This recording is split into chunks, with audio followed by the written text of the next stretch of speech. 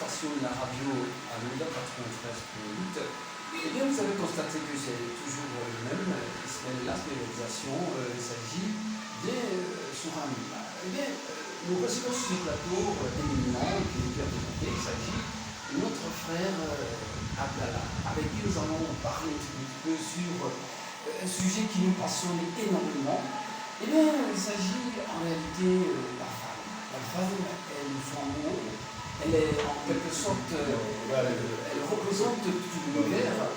Alors, souvent, il arrive parfois que on se pose des questions pertinentes de la femme, pourquoi la femme doit être ceci. Et par contre, il est important de savoir aussi que il faut prendre le temps aussi de comprendre certains détails sur la femme. Alors, d'abord, je remercie ici. Salam alaikum wa rahmatullah. Wa alaykum salam wa rahmatullahi wa barakatuh. Voilà, alors merci d'être venu sur ce plateau. Et nous allons, n'est-ce pas, vous arracher quelques mots. Et puis, voilà, sans doute. Alors, le constat est ceci, frère. Pourquoi on dit donc que la femme, n'est-ce pas, quelque temps, la femme d'une manière ou d'une autre, on sent qu'il y a un déséquilibre. Est-ce que c'est vraiment vrai? Oui, effectivement. La femme, il faudrait savoir que la femme est l'élément catalyseur. Et dans tout couple, on ne peut rien faire sans la femme. C'est-à-dire que la femme occupe une place majeure dans le foyer. Voilà. Donc, si chacun d'entre nous prend conscience de son état, Inch'Allah, les choses rentreront bien sûr dans l'ordre. Alors, mais d'autant plus que, non, mais c'est pas trop évident de voir cela comme un objectif, mais parce qu'on se rend compte que la plupart d'entre nous disent que la femme elle est trop faible, elle n'a pas une dimension élevée. Non, la femme n'a jamais été faible. Pourquoi? Parce que d'abord, les gens disent que sa maturité est très faible.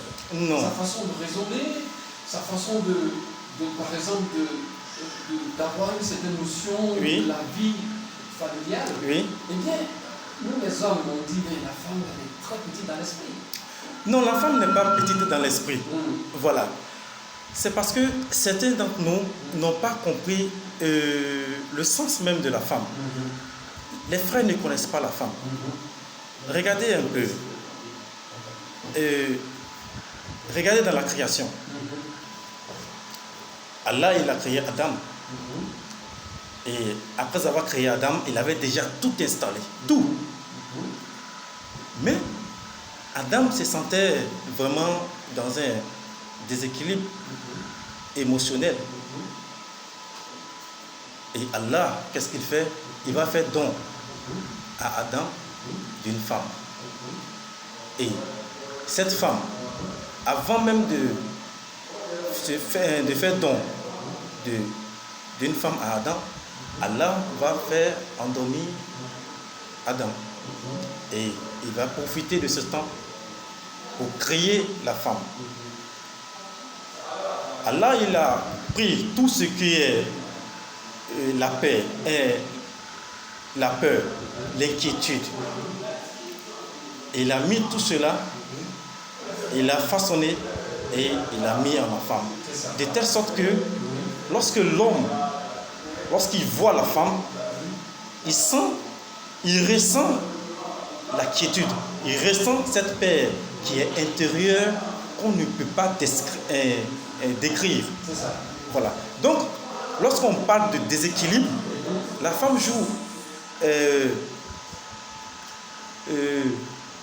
une part qui est majeure. Parce que la femme, elle est l'école, la première école de l'humanité. Lorsque la femme contacte sa grossesse, c'est elle qui est au contact avec son enfant. C'est elle qui sait à quel moment l'enfant bouge c'est elle qui sait à quel moment l'enfant ne bouge pas. C'est ça.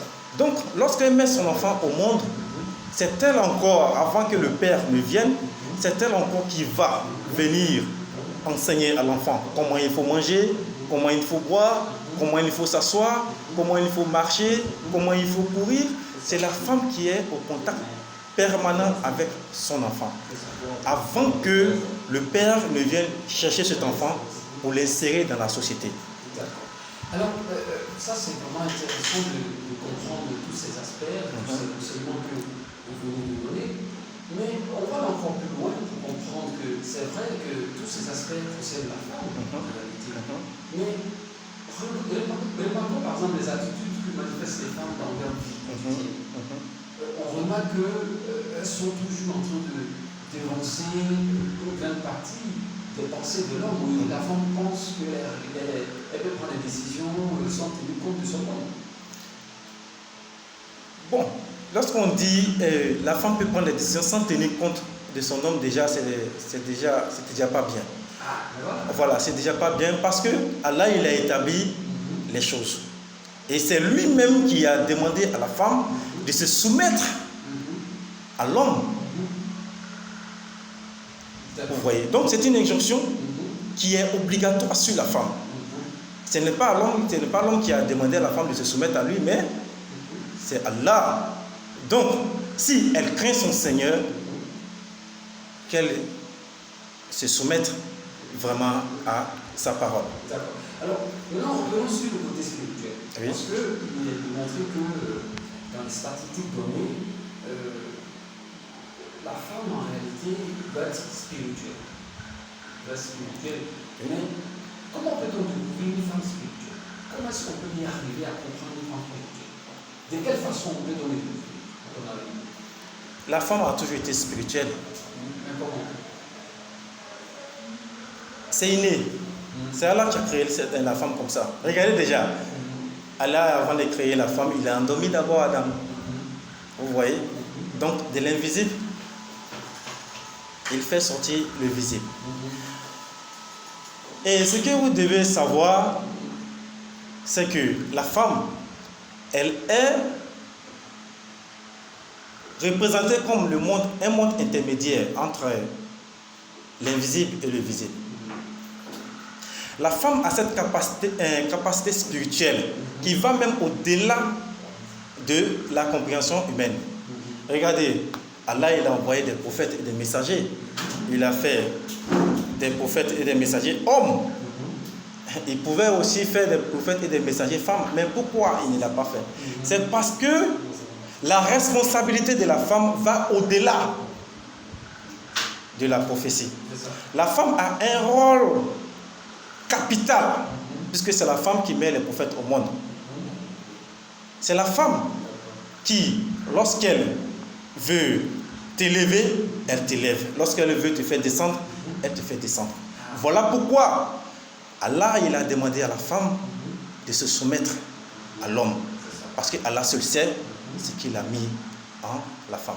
D'accord. Alors, ça veut dire que c'est seulement que la femme de l'homme, c'est le malhonneur de tous ces aspects que vous nous donnez. Alors, nous voulons. Qu'est-ce que tu peux dire à propos de tous nos sœurs qui nous écoutent sur cette radio? Ce que je peux dire,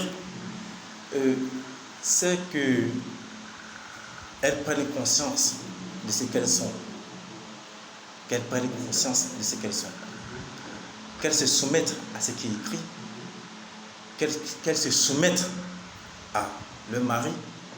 Et de façon sincère, qu'elles se conduisent comme Allah nous a toujours dit. La femme, elle est la joie. Elle est le soutien. Elle est la tranquillité. Elle est la paix du cœur de l'homme. Si cette paix n'est pas équilibrée, du coup, la société sera déséquilibrée. Ok. Merci infiniment notre frère. Nous nous rappelons qu'il est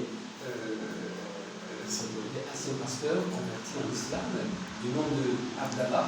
Et chers frères, merci de pouvoir prendre le temps d'écouter quelques minutes cette intervention d'un de notre frère. J'étais très heureux d'être en votre compagnie, c'est-à-dire votre serviteur Ismaël, et à la technique, il s'agit de Souverain. Ne partez pas, restez branchés sur la radio Amida 93.8. Salam alaikum.